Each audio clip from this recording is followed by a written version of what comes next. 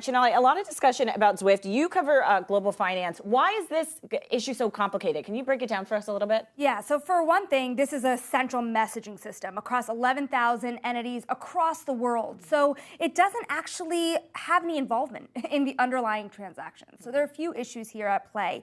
One is that does it help or hurt to cut off Russia from SWIFT? They help in some ways monitor all of the sanctions that are required across the world and help the financial entities comply with those sanctions. And then another issue, as you've already discussed, is that Europe has a really heavy reliance on Russian energy exports. And since importers, exporters, companies need to find new ways to transmit payments that may involve Russian entities, does this start to really hurt the European economy in some ways? Remember, there's disagreement on this, Jen, in a very, very, very large way. The Ukrainian foreign minister has said that whoever does not force this issue really will have blood on their hands. The U.S. is saying that European leaders are in disagreement on this. U.S. lawmakers are pushing for cutting off Russia from SWIFT. And also you have Germany and Italy, on the other hand, which do have heavy reliance on the economy, saying that they're not willing to go there at this time. A lot of debate here to get into, and here to discuss this more is Adam Smith, a partner in the Washington, D.C. office of Gibson, Dunn, and Crutcher. He is an experienced international lawyer with a focus on international trade, compliance, and investigations, including with respect to federal and state economic sanctions. Adam, let's talk about the SWIFT issue for a second, if it's the nuclear option here or not. Does it really create complications, and for whom does it create those complications? Yeah, well, thanks so much for having me. I mean, it does create complications, but the complications may not lead to good policy outcomes when you're trying to impose pressure on President Putin and the Russian economy.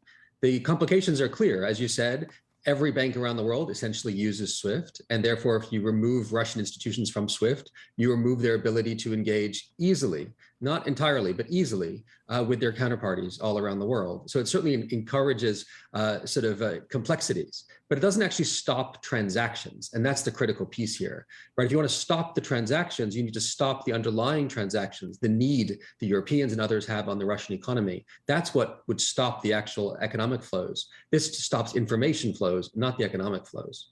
So then, Adam, if not SWIFT, then what would you do? I mean, you used to sort of help legislators and lawmakers get coordinated on sanctions. So what then would be your guidance?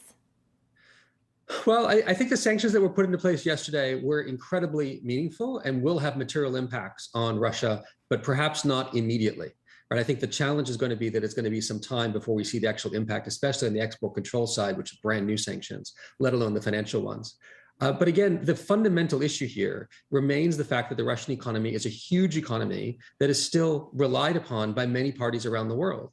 And so if we don't break that reliance on oil, on gas, on titanium, on even things like wheat or aluminum, the challenge is going to be that we still will need to do those transactions. And so if we still need to do those transactions, then removing them from payment systems or otherwise is not really going to do it. So the challenge is going to be figuring out how to sever in the short term that sort of reliance upon what Russia provides to the rest of the world. That's really the only real solution to sort of hit President Putin where it hurts. I do want to go back to the payments issue here for a moment, because it seems like somewhat of a blunt instrument, and it does seem to have rising calls to face this issue. It seems that U.S. is still kind of at the behest of Europe when it comes to using such a blunt tool to cut off payments when it comes to Russia. And I'm wondering, can you describe the predicament the U.S. is in when it comes to really being on the side of their allies, but also watching them kind of fight it out between Germany and France and the U.K. in terms of how blunt of a tool to use?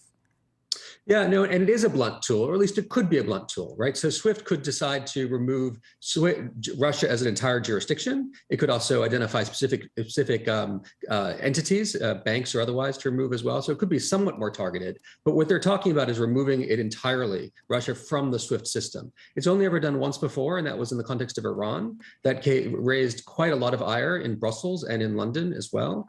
It's a Belgian company, and so as a purely legal matter, you would sort of need the Europeans to get on board to do this. The Europeans are in a very different circumstance with respect to Russia than the United States is. And this has been the case since 2014 when the first sanctions were put into place after the Crimea incursion. The fact is the Europeans rely upon Russia a lot more than the United States does. And so whereas the US could perhaps afford much more easily to sort of sever its ties from Russia, although not without some difficulty, it's almost impossible in the immediate term to say the same for France or Germany or Italy that rely upon gas and oil and otherwise. So it is a very blunt tool in this regard, much less so than perhaps the more targeted tools of going after specific banks, specific energy sectors, specific parties, oligarchs or otherwise. So this is a real challenge. And in order to get the Europeans on board, of course, we need all 27 to come on board. You want the UK to come on board as well, because they're obviously part of Europe, even though they're not part of the EU. And then I think if they were to agree, I think the US could come on board as well. But I don't think you'd see the US pushing this if the Europeans don't have unanimity on their side of the pond. Do you think in the short term, Adam, these nations will come together? Because I know you mentioned the sanctions that were announced yesterday.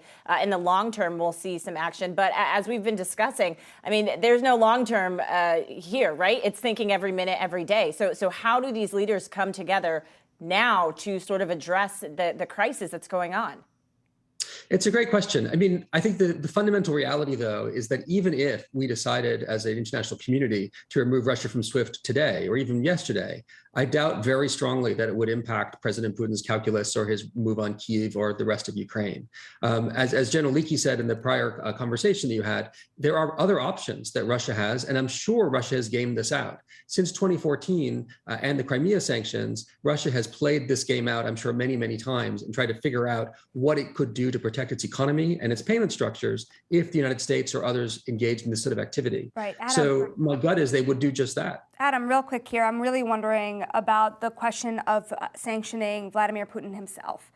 To what extent is that really on the table, and what's the complication here? It's definitely on the table. The United States and others have sanctioned world leaders before. Usually, people like Gaddafi and people like Mugabe and Bashar Assad and others. So it certainly wouldn't be unheard of to sanction world leaders. The question is of what impact? Does that make diplomacy more difficult? Does it make sort of ramping down, which hopefully we will end up doing so, that much more challenging? But it's certainly on the table. And frankly, I'd be surprised if it's not raised, if this continues, if atrocities come out, if it's not raised in the immediate term to go after President Putin and his immediate leadership.